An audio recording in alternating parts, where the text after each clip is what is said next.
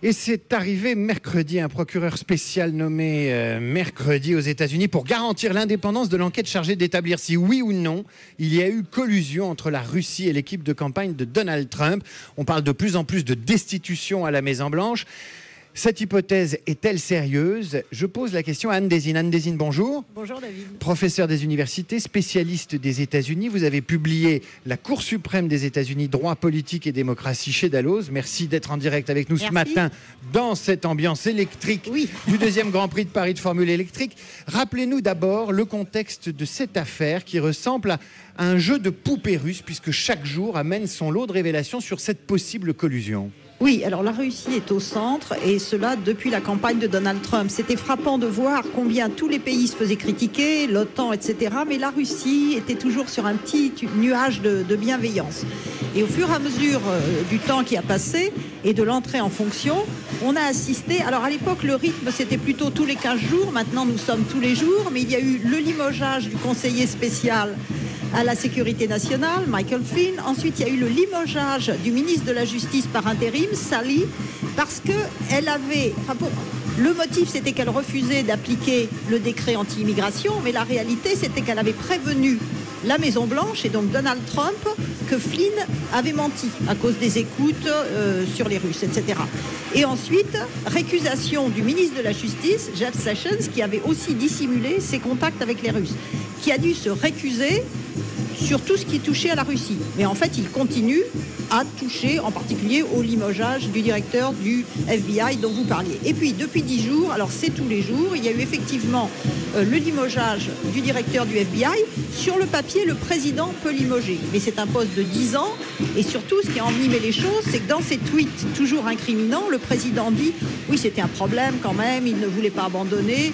Ah, et je me sens bien soulagé maintenant qu'il est limogé. » Il aurait même fait cette confidence aux Russes qu'il a reçue le lendemain de la révocation du directeur. Anne Désine, merci de ne pas vous laisser déconcentrer par cette parade brésilienne digne d'un Grand Prix de Formule 1 à Rio. On continue à parler de Donald Trump puisque nous sommes en direct du Grand Prix de Formule électrique à Paris aux Invalides.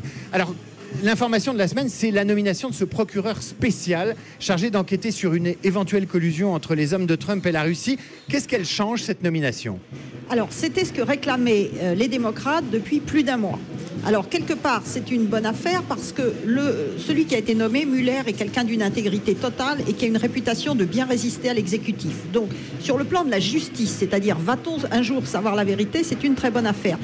Pour les démocrates, c'est un bien qui cache un mal parce qu'ils avaient un thème de campagne fabuleuse. On pense déjà aux élections de mi-mandat de 2018 qui est « il nous faut un procureur spécial ». Maintenant, ils ont le procureur spécial, donc il va falloir qu'ils agissent autrement.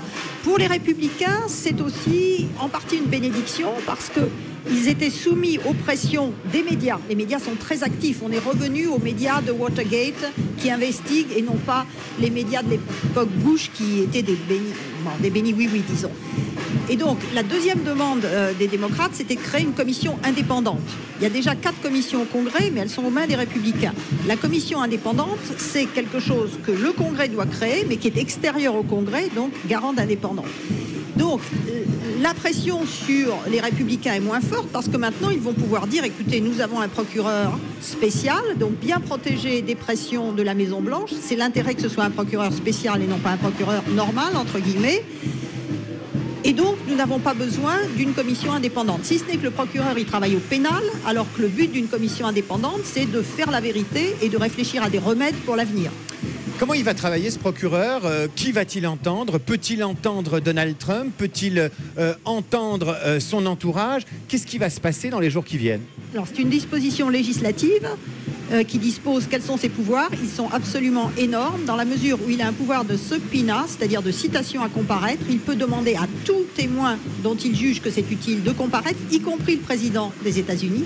Et il peut demander tous les documents dont il a besoin, y compris les déclarations d'impôts du président.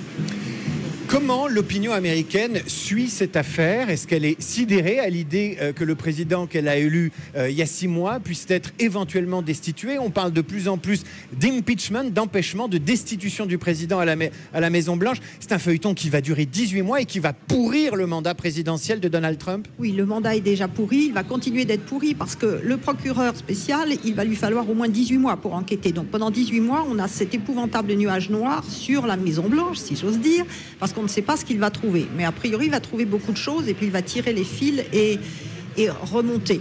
L'opinion publique, ça n'existe plus. Avec la polarisation, la segmentation des médias, nous avons 2 populations aux États-Unis. Nous avons les progressistes, les indépendants qui effectivement regardent CNN, lisent le New York Times, le Washington Post et qui sont catastrophés, qui se disent effectivement, c'est Nixon, il y a les cassettes, les enregistrements, le mensonge, l'obstruction à la justice. Voilà, ça c'est une partie de l'opinion. Et puis de l'autre côté, il y a ceux qui ont voté pour Donald Trump, qui regardent Fox News, qui lisent des médias de droite et qui lisent simplement les nouvelles suivantes.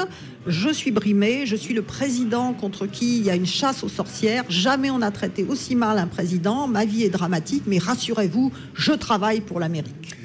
Donald Trump est en tournée internationale. Il espérait, entre guillemets, se refaire dans cette tournée internationale. Il va rencontrer la semaine prochaine Emmanuel Macron. Il va aller au Moyen-Orient.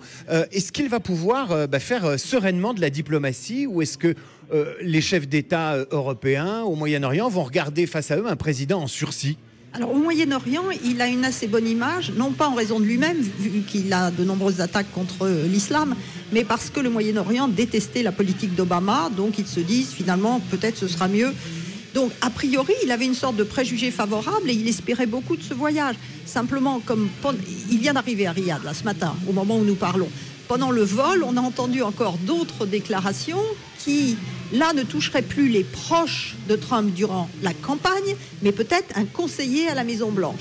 Et d'après cette source, ça serait peut-être son gendre, Jared Kushner, qui lui aussi aurait menti en dissimulant des contacts avec les Russes. Donc, on ne sait pas très bien. En fait, ce qu'on sait, c'est que ses conseillers sont terrifiés parce qu'il y a un certain nombre de réunions où le président sera seul avec son interlocuteur. Et là, tout peut arriver, tout peut exploser. Anne Désine, on sait que chaque jour qui arrivera apportera son lot éventuel de révélations et de fuites. On pensera évidemment à ce long processus qui peut déboucher sur la destitution. Mais il y a un autre moyen de destituer le président dans la Constitution américaine auquel personne ne pense. Alors, on commence un petit peu à en parler. C'est vrai que à la suite des attentats et de présidents qui n'ont pas pu exercer leurs fonctions de façon satisfaisante, de façon officieuse, le vice-président et les équipes se mettaient en place. Donc, a été adopté, il y a une trentaine d'années, le 25e amendement qui prévoit l'hypothèse où le président est incapacitated, c'est-à-dire il est dans l'incapacité de remplir ses fonctions. À l'époque où l'amendement a été adopté, on pensait plutôt à une incapacité physique, c'est-à-dire un attentat, très malade, etc. Là, il y a un certain nombre de personnes qui commencent à dire son incapacité, elle est psychologique, elle est psychiatrique, et il met en danger non seulement la démocratie américaine, mais la planète. Anne Désine, merci.